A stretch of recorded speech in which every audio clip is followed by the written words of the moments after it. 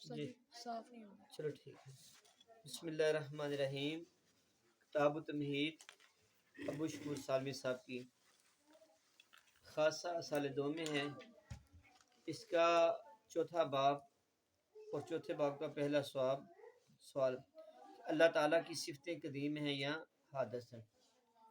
تو اس کا جواب یہ ہے کہ اللہ تعالیٰ کی صفتیں قدیم ہیں. اللہ بھی ہمیشہ سے اور اس کی صفتیں بھی ہمیشہ سے. دوسرا سوال یہ ہے کہ اللہ تعالیٰ کی صفتیں اللہ کی ذات کا عین ہے یا اللہ تعالیٰ کی ذات کا غیر ہے. تو اہل سنت یہ کہتے ہیں کہ اللہ تعالیٰ کی صفتیں نہ اللہ کی ذات کا عین ہے نہ اللہ تعالیٰ کی ذات کا غیر ہے، بس اللہ کے ساتھ خاص ہیں. اور معتزلہ یہ کہتے ہیں کہ جو اللہ تعالیٰ کی صفات ہیں وہ اللہ تعالیٰ کی ذات کا غیر ہیں. اب اس میں کیا فرق ہے کہ اللہ تعالیٰ کی صفات عین ہوں تو پھر کیا ہے، غیر ہوں تو پھر کیا ہے. اللہ تعالیٰ کی صفتوں کو اگر اللہ تعالیٰ کی ذات کا عین مانے تو اس سے تعدد الہ یعنی بہت زیادہ خدا ماننے لازم آتے ہیں کہ اللہ ایک نہیں. اللہ تعالیٰ اللہ بھی اللہ ہے، قادر بھی اللہ ہے، کریم بھی اللہ ہے، علیم بھی اللہ ہے، حی بھی اللہ ہے. تو یہ سارے اللہ تعالیٰ تعدد الہ لازم ہے گا. اور اگر ہم کہیں کہ یہ اللہ تعالیٰ کی صفات اللہ کی ذات کا غیر ہے تو پھر غیر کو قدیم ماننا شرط آئے گا.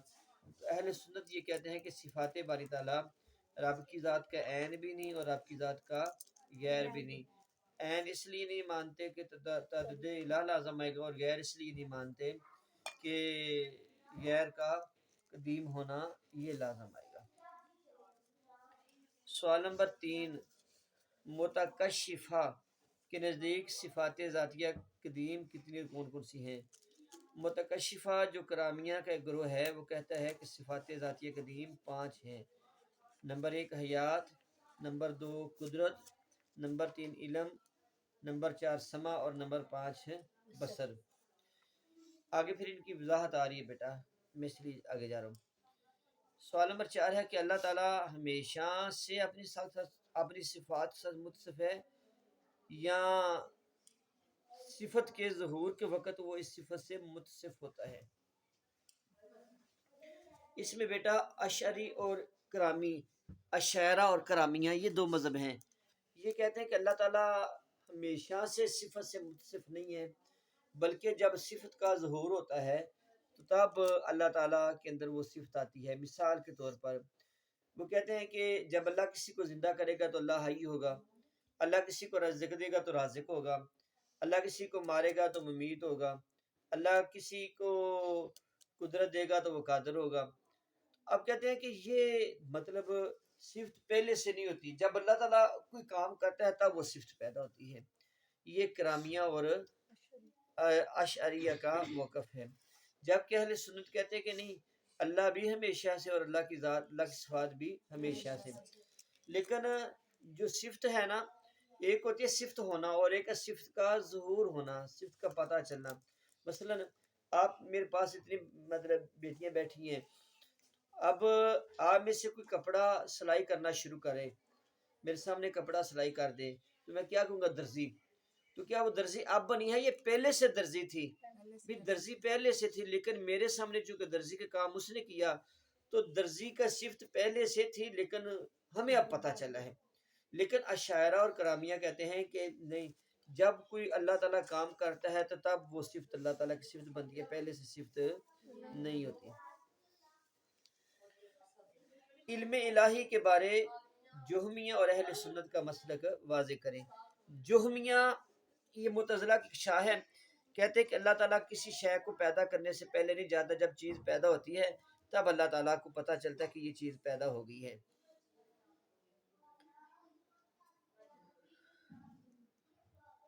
تو ان کا یہ کہنا کفر ہے. کیوں؟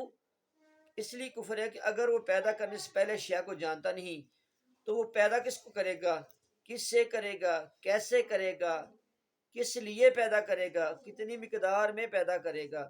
ان ساری باتوں میں اللہ تعالیٰ کی الوہیت کا انکار ہے، تو لہٰذا یہ سب باتیں کیا ہیں؟ کفر ہیں. اسی میں ضمنی سوال یہ ہے کہ کیا اللہ تعالیٰ معدوم چیز کو جانتا ہے؟ تو اہل سنت یہ کہتے ہیں کہ جو چیز معدوم ہے اللہ تعالیٰ اس کو جانتا ہے. دلیل اس کی یہ ہے کہ اِنَّ زَلْزَلَةَ السَّاعَةِ شَيْءٌ عظیم، کہ قیامت کا زلزلہ ایک بڑی عظیم شے ہے. حالانکہ قیامت کا زلزلہ ابھی واقع نہیں، وہ مدعوم ہے، ابھی وجود میں نہیں آیا، لیکن اللہ تعالیٰ اس کو جانتا ہے.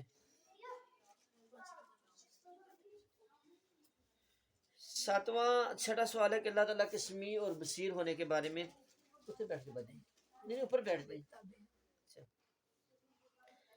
چھٹا سوال ہے اللہ تعالیٰ کے سمیع اور بصیر ہونے کے بارے میں معتزلہ اور اہل سنت کا موقف واضح کریں.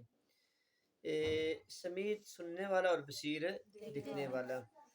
معتزلی یہ کہتے ہیں کہ اللہ تعالیٰ سمیع و بصیر ہے مگر اس کے لیے سمع و بصر نہیں. مطلب اللہ سننے والا تو ہے لیکن اللہ کے پاس سماعت نہیں ہے، دیکھنے والا ہے لیکن آنکھیں نہیں ہیں. تو معتزلہ یہ بات کر کے کفر کرتے ہیں. کیوں؟ کہ قرآن و سنت میں اللہ تعالیٰ کے لیے سمع بھی ثابت ہے، بصر بھی ثابت ہے. جیسے حضرت ابراہیم علیہ السلام آپ نے اپنے چچا آزر سے یہ کہا تھا لما تعبد ما لا يسمع ولا يبصر، آپ اس کی عبادت کیوں کرتے ہیں جو نہ سنتا ہے نہ دیکھتا ہے. تو نہ سننا اور نہ دیکھنا یہ بتوں کی علامت ہے، یہ بتوں کی نشانی ہے، رب کی نشانی نہیں ہے. سوال نمبر 7 ہے اللہ تعالیٰ شر کا ارادہ و حکم فرماتا ہے یا نہیں. اہل سنت کا، قدریہ کا اور معتزلہ کا موقف لکھیں. اس سوال کی وضاحت یہ ہے کہ جب کائنات میں ہر چیز اللہ تعالیٰ کی مرضی سے ہوتی ہے تو جو دنیا میں جتنی برائیاں ہو رہی ہیں، قتل و غارت ہو رہا ہے، ڈاکہ زنی ہو رہی ہے، ایون کہ جو کچھ شیطان بھی کر رہا ہے، تو کیا یہ اللہ کی مرضی سے کر رہا ہے، اللہ تعالیٰ کے کہنے سے کر رہا ہے؟ جب اللہ تعالیٰ کی مرضی کے بغیر کچھ ہو نہیں سکتا تو یہ جو ساری برائیاں ہیں تو پھر یہ ساری برائیاں بھی تو اللہ تعالیٰ کی مرضی کے ساتھ ہو رہی ہیں نا. تو پھر نعوذ باللہ، پھر اگر اللہ کی مرضی سے ہو رہی ہیں تو اللہ تعالیٰ سزا کیوں دیتا ہے؟ اللہ تعالیٰ نے پھر جہنم کیوں رکھی ہے؟ اب آپ کو سوال سمجھ آئیے. سوال پھر میں آپ کو سمجھاتا ہوں کہ اللہ تعالیٰ شر کا ارادہ و حکم فرماتا ہے یا نہیں. اہل سنت، قدریہ اور معتزلہ کا موقف لکھیں. قدریہ اور معتزلہ وہ کہتے ہیں کہ اللہ تعالیٰ نہ شر کا ارادہ کرتا ہے اور نہ ہی شر کا حکم دیتا ہے. اللہ شر کا ارادہ بھی نہیں کرتا اور شر کا حکم بھی نہیں دیتا. یہ مطلب ان کا موقف ہے. اور دلیل یہ دیتے ہیں کہ اللہ تعالیٰ کی طرف شر کو منسوب کرنا یہ اللہ تعالیٰ کی شان کے خلاف ہے. اللہ تعالیٰ کی طرف شر کو منسوب کرنا یہ اللہ کی شان کے خلاف ہے. اچھا، پھر اہل سنت کیا کہتے ہیں؟ اہل سنت یہ کہتے ہیں کہ ایک ہوتی ہے چیز قضا اور ایک ہوتی ہے مرضی. ایک چیز کیا ہے؟ قضا ہے اور ایک چیز مرضی. قضا اور مرضی میں فرق ہے. اللہ تعالیٰ کسی چیز کا فیصلہ تو کرتا ہے لیکن اللہ تعالیٰ چاہتا نہیں ہے. میں آپ کو یہ جملہ ذرا آسان لفظوں میں سمجھاتا ہوں. جب کوئی بندہ مرتا ہے وہ اللہ تعالیٰ کی قضا سے مرتا ہے، رضا سے نہیں مرتا. اب جو مسجدوں پہ بھی اعلان ہوتے ہیں وہ غلط اعلان ہوتے ہیں کہ جی فلاں بندہ رضا الہی سے مر گیا ہے. بھی اللہ کی رضا سے نہیں مرا، اللہ کی قضا سے مرا ہے. اللہ کی قضا اور ہے اور اللہ کی رضا اور ہے. قضا مین یہ ہے کہ اللہ تعالیٰ نے یہ دنیا میں اسباب رکھے ہیں، اسباب اللہ تعالیٰ نے پیدا کیے ہیں. کوئی شراب پیے گا تو اس کو نشہ بھی ہوگا، کوئی مطلب چوری کرے گا اس کے ہاتھ بھی کاٹے جائیں گے، یہ برا بھی ہوگا. تو اللہ تعالیٰ نے اس دنیا کو اسباب میں رکھے. جھوٹ بھی اللہ نے پیدا کیا ہے، چوری بھی اللہ نے پیدا کی ہے. یہ جتنی چیزیں جب اللہ نے پیدا کی ہیں، اب دیکھیں ہمارے سامنے ایک یہ پنسل، ہم اس پنسل سے لکھنے کا بھی کام لے سکتے ہیں، کسی کی آنکھ بھی پھوڑ سکتے ہیں. اب یہ چیز تو اللہ تعالیٰ کے حکم سے بنی ہے نا، لیکن آگے پھر جس کا استعمال ہے یہ ہم پہ ڈیپینڈ کرتا ہے. تو المقصر یہ کہ اللہ تعالیٰ دنیا میں جو ہوتا ہے، چاہے اچھائی ہے چاہے برائی ہے، وہ اللہ کی قضا سے اور اللہ کے پیدا کرنے سے ہوئی ہے. لیکن اللہ تعالیٰ کسی کے برے کام پہ راضی نہیں ہے، اللہ تعالیٰ کسی کے کافر ہونے پہ بھی راضی نہیں، اللہ تعالیٰ کسی کے بدکار فاسق فاجر ہونے پہ بھی راضی نہیں، لیکن اگر وہ کافر ہیں یا بدکار ہیں تو ہیں اللہ کی قضا سے۔ اور اگر ہم معتزلہ کی بات مانیں کہ معتزلہ جیسے کہتے ہیں، قدریہ کہتے ہیں اللہ نہ برائی کا ارادہ کرتا ہے نہ شر کا ارادہ کرتا ہے نہ اس کا حکم دیتا ہے، اللہ کی طرف سے یہ بات منسوب نہیں کریں گے، تو پھر بیٹا یہ ہوگا کہ یہ برائی پھر کہاں سے آئی؟ کیا اس کے لیے ہم کوئی نیا خدا مانیں کہ کوئی ایک علیحدہ خدا ہے؟ یہ تو ایران کا ایک مذہب تھا، زرتشت۔ زرتشت مذہب کے اندر دو خداؤں کا تصور تھا، ایک خدائے خیر اور ایک خدائے شر۔ خدائے خیر کو اہرم یزدہ اور خدائے شر کو اہرمن کہتے تھے، تو وہ دو خداؤں کے قائل تھے۔ تو ہم دو خداؤں کے قائل نہیں ہیں، ہمارا مختصر بیٹا یہ مذہب ہے کہ شر بھی اللہ نے پیدا کیا ہے، خیر بھی اللہ نے پیدا کی ہے، اللہ خیر کا ارادہ تو کرتا ہے لیکن شر کا ارادہ نہیں کرتا۔ اگر کوئی برا کام کرے ہوتا تو اللہ کی قضا سے وہ ہے، لیکن اللہ کی اس میں پسند نہیں ہے۔ کوئی جھوٹ بولے تو یہ اللہ کو پسند نہیں ہے کہ کوئی جھوٹ بولے، کیونکہ اللہ نے منع کیا ہے، اللہ نے دونوں رستے وَهَدَيْنَاهُ النَّجْدَيْنِ، اللہ کہتے ہیں میں نے دونوں رستے اس کے سامنے کھول کے رکھے ہیں۔ سمجھ آ گئی بیٹا؟ ایک منٹ سٹاپ کرو ہاں۔ سوال نمبر 8 ہے فضل و عدل کی تفسیر کے حوالے سے اہل سنت اور معتزلہ کا موقف واضح کریں۔ فضل و عدل،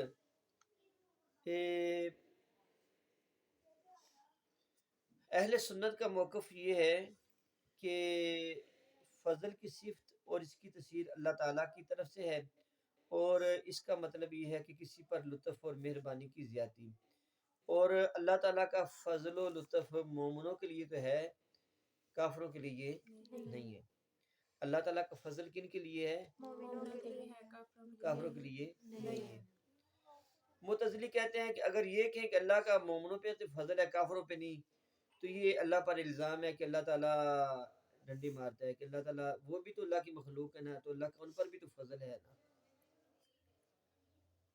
پھر سنیں کہ جو فضل ہے، فضل یا عدل، تو یہ اہل سنت کہتے ہیں کہ اللہ کا فضل یہ مومنین کے لیے ہے، کافروں کے لیے فضل نہیں ہے۔ اور معتزلی کہتے ہیں کہ نہیں، فضل جو ہے نا یہ اللہ تعالیٰ کا سب کے لیے، کیونکہ تمام انسان چاہے وہ کافر ہیں چاہے وہ مسلمان ہیں، وہ اللہ تعالیٰ کے لیے ایسی جیسے لونڈی اور غلام، اور جو آقا ہوتا ہے وہ اپنے تمام غلاموں سے یکساں سلوک کرتا ہے، تو لہٰذا یہ کرنا کہ مسلمانوں پر اللہ تعالیٰ کا خاص فضل ہے اور ان پہ نہیں ہے۔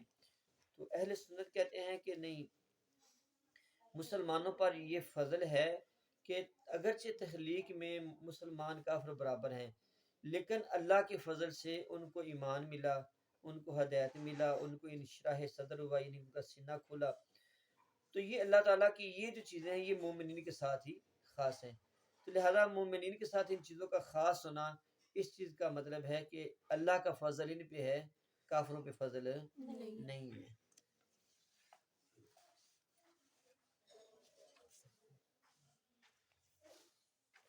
عدل کیا ہے اور عدل کتنی چیزوں میں ہوتا ہے؟ اہل سنت و جماعت کے نزدیک صفت عدل کا بیان 6 چیزوں میں ہے۔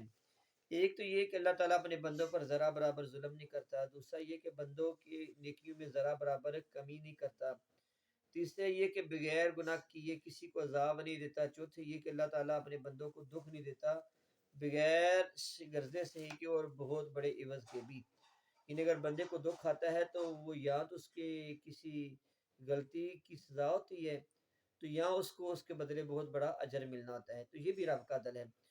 پانچویں یہ کہ اللہ تعالیٰ کسی کو معصیت پر مجبور نہیں کرتا، اللہ تعالیٰ کسی کو حکم دے کہ اس سے برائی نہیں کرواتا۔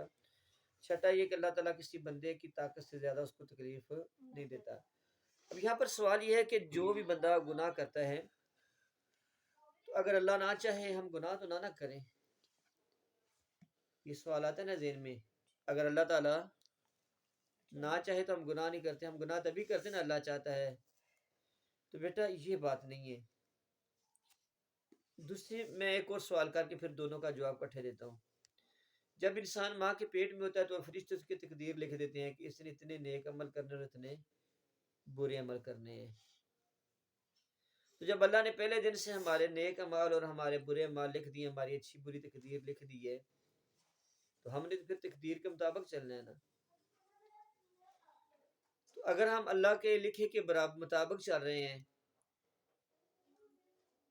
تو پھر اللہ میں قیامت والے دن سزا کیوں دے گا، جہنم میں کیوں بھیجے گا؟ یا ہمیں سے کوئی گناہ کرتا ہے تو آخر اس کو کیوں سزا ملے گی؟ کیونکہ وہ تو کہے گا کہ اللہ نے میرا مقدر لکھا تھا کہ میں نے یہ چوری کرنی ہے، تو میں نے اللہ کے میرے مقدر میں چوری تھی، میں نے چوری کی ہے۔ اللہ میرے مقدر میں یہ چوری بادرگاہی نہ لکھتا، نہ میں بادرگاہی کرتا، نہ میں چوری کرتا۔ سمجھ آ رہی ہے نا بات؟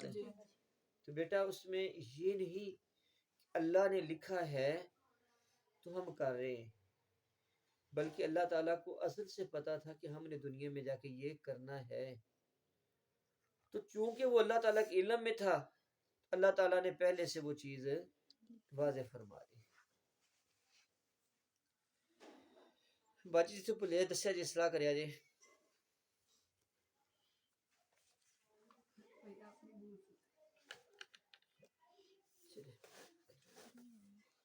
اس لیے میں بھی کتاب پہلی مرتبہ پڑھا رہا نا۔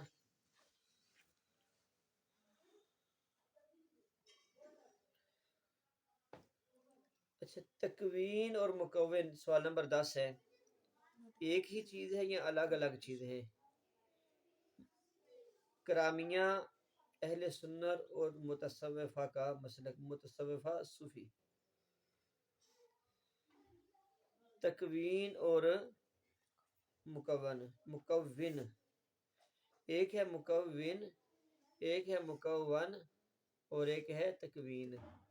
یہ مکون اور تکوین کیا ہے؟ آپ نے قرآن پاک میں یہ آیت پڑھی ہے نا بیٹا کہ انما اذا اراد اللہ بشیء ان یقول له کن فیکون، جب اللہ کسی چیز کا ارادہ کرتا ہے تو کہتا ہے کن ہو جا، تو وہ ہو جاتی ہے۔ یہ جو لفظ کن ہے نا، یہ کن سے تکوین ہے، کسی چیز کا ہونا۔ مکون یہ اللہ تعالیٰ کی ذات ہے، مکون اسم فاعل ہے، کوانا یکون تکوینا فہو مکون۔ مکون واو کے نیچے زیر ہو تو یہ اللہ تعالیٰ کی ذات ہے، تکوین جو اس کا امر ہے، اور مکون جو آگے چیز بنی ہے، اللہ کے کون کہنے سے بنی ہے۔ تو اب یہ تین الگ الگ چیزیں ہیں، مکون اللہ کی ذات، کن اللہ کا، تکوین اللہ تعالیٰ کا فعل کن کہنا، امر کن کہنا، لفظ بولنا، اور مکون جو چیز اللہ کے حکم سے آگے مارز وجود میں آتی ہے۔ اب سوال مکون کے بارے میں نہیں، جو چیز وہ چیز تو وہ غیر خدائی ہے نا، وہ خدا نہیں ہے، وہ تو غیر خدا ہے۔ اب اس کے بارے میں تو ڈاؤٹ نہیں ہے کہ وہ چیز غیر خدا ہے، ڈاؤٹ اس حوالے سے ہے کہ جو اللہ تعالیٰ کی ذات ہے اور جو اللہ تعالیٰ کا کن کہنا، یہ دونوں ایک ہیں یا یہ دونوں الگ الگ ہیں؟ سوال کی سمجھ آئی؟ بند کرو ذرا۔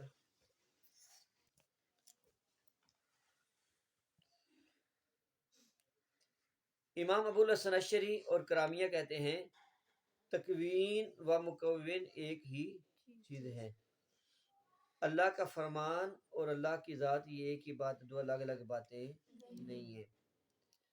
اور اہل سنت کہتے ہیں کہ تکوین مکون کا فعل ہے، تکوین اور ہے، مکون اور ہے۔ تکوین اس کا فعل ہے اور مکون اللہ تعالیٰ کی ذات ہے۔ اور جو آگے مکون کے فعل سے جو چیز بنتی ہے اس کو تاثیر، وہ مکون کی کون کہنے سے جو چیز بنتی ہے اس کو مکون کہتے ہیں، اور وہ اس کی تصویر بھی ہوتی ہے۔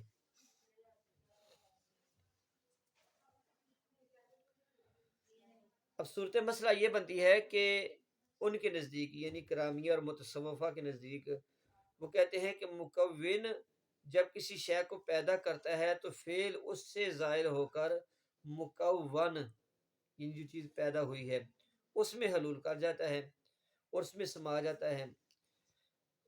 تو اہل سنت کہتے ہیں کہ فعل فاعل سے جدا ہو کر مفعول میں حلول و سرایت نہیں کرتا اور تکوین مکون سے جدا نہیں ہوتی. کوئی نہیں پتہ لگا پتر اہل سنت کہندے نے کہ جڑا مکون ہے نا اللہ تعالی ہو رہے تے اگے کون کہنا ہوندا فعل ہے او خدا نہیں ہے. او خدا دا کلام تے ہے لیکن خدا نہیں ہے.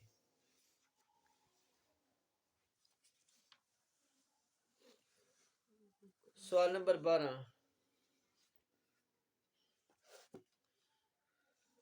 آیات متشابہات کے بارے اہل سنت و معتزلہ کا کیا موقف ہے؟ معتزلہ اور جہمیہ کہتے ہیں کہ ان آیات و حدیث کی طویل واجب ہے. اب پہلے سمجھے کہ یہ آیات متشابہات کیا ہے. ید اللہ فوق ایدہم، اللہ کا ہاتھ سب پر ہے. وجہ اللہ، اللہ کا چہرہ، اللہ کا سننا، اللہ کا دیکھنا. تو اب یہ تو بات کلیئر ہے بیٹا کہ جیسے ہماری آنکھیں اللہ کی ایسی آنکھیں بھی نہیں ہیں، جیسے ہمارے کان اللہ کے ایسے کان بھی نہیں ہیں. اللہ آنکھوں سے پاک ہے، اللہ کانوں سے پاک ہے، اللہ پکڑنے سے پاک ہے. کسی کو کہ جی اللہ تعالیٰ چہرے تو ہاتھ پیر تو پاک، پھر اللہ کی چیز ہے، پھر اللہ ہے کیا؟ اللہ کے ہاتھ کیوں نہیں ہے، اللہ کا چہرہ کیوں نہیں ہے؟ تو یہ قانون ذہن میں رکھیں کہ بیٹا جو چیز بھی وجود والی ہوتی ہے، میرا یہ چہرہ ہے تو میرے چہرے کے اندر کتنی چیزیں پائی جا رہی ہیں؟ 3. طول اوپر، عرض اور عمق، لمبائی چڑھائی گہرائی. جو چیز بھی وجود رکھتی ہے نا، یہ کتاب ہے، یہ اس کی لمبائی ہے 8 انچ، چڑھائی 5 انچ، یہ عمق گہرائی یہ 2 انچ. تو جو بھی چیز ہے بیٹا وہ کیا رکھتے ہیں؟ طول، عرض اور عمق. اور جہاں بھی طول، عرض اور عمق پایا جائے وہ جگہ کی محتاج ہوتی ہے. وہ کس کی محتاج ہوتی ہے؟ جگہ کی. اور جو محتاج ہوتا ہے وہ خدا نہیں ہوتا. خدا کسی کا محتاج نہیں ہوتا.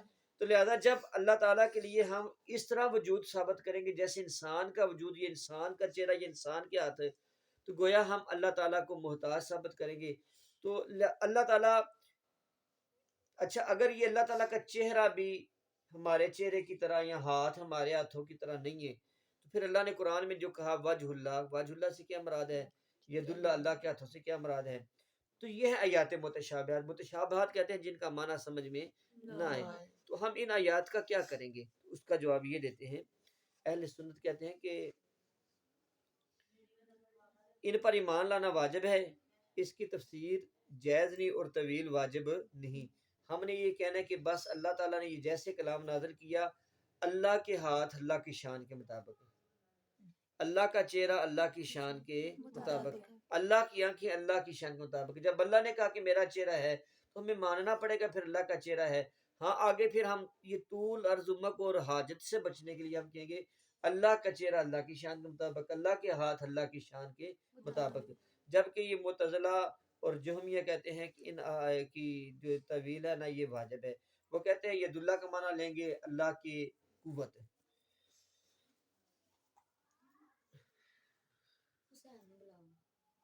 سٹاپ کرنا